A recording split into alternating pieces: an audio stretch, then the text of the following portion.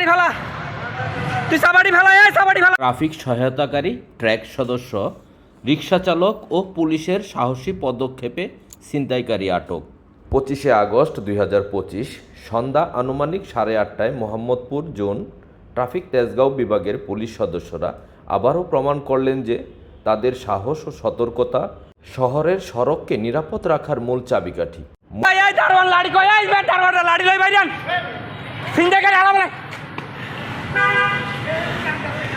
লাঠি আছে, যা লাঠি আছে ছিনতাইকারী লাঠি যান।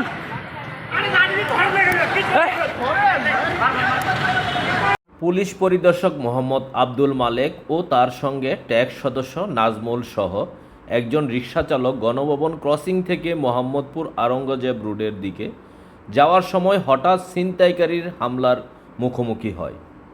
সিভিলে বাসায় যাওয়ার পথে পুলিশ সদস্য ও ট্যাক্স সদস্যকে আঘাত করে ছিনতাইকারী ব্যাগ নিয়ে পালানোর চেষ্টা করলে উক্ত ট্যাক্স সদস্য ও একজন রিক্সা চালক সহ আরও অনেকেই ধাওয়া করেন। ছিনতাইকারী চাপাতি হাতে নিয়ে হামলা চালালেও সাহসিকতার সাথে পুলিশ ও ট্যাক্স সদস্যরা জনতার সহায়তায় তাকে আটক করে।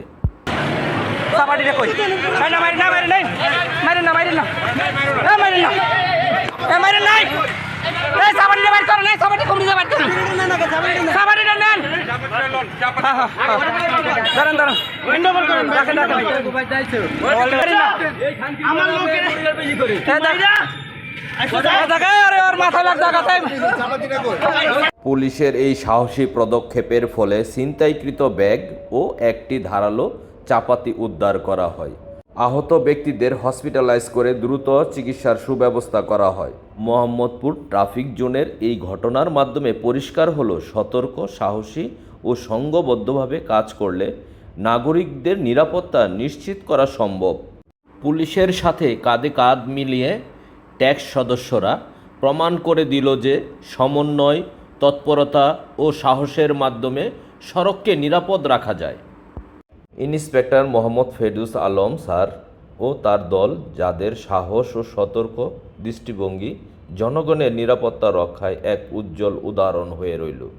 ডিউটিরত অবস্থায় সাহসিকতার সঙ্গে ছিনতাইকারী আটক করতে গিয়ে আহত ট্রাফিক সহায়তাকারী গ্রুপের ট্যাক্স সদস্য নাজমুল হুদাকে দেখতে হাসপাতালে যান ট্রাফিক তেজগাঁও বিভাগের উপপুলিশ কমিশনার জনাব মোহাম্মদ রফিকুল ইসলাম এবং অতিরিক্ত উপপুলিশ কমিশনার জনাব তানিয়া সুলতানা পিপিএম। তারা আহত সদস্যদের শারীরিক অবস্থার খোঁজখবর নেন এবং চিকিৎসককে সর্বোচ্চ সেবা প্রদানের অনুরোধ করেন। জনগণের সেবায় ট্যাক্স সদস্যদের এই আত্মত্যাগ সাহসিকতার মুক্তির পথ প্রদর্শক। ট্যাক্স সদস্যর জন্য আল্লাহর কাছে দ্রুত সুস্থতা কামনা করে আজকের মতো বিদায় নিচ্ছি। আল্লাহ হাফেজ। আসসালামু আলাইকুম।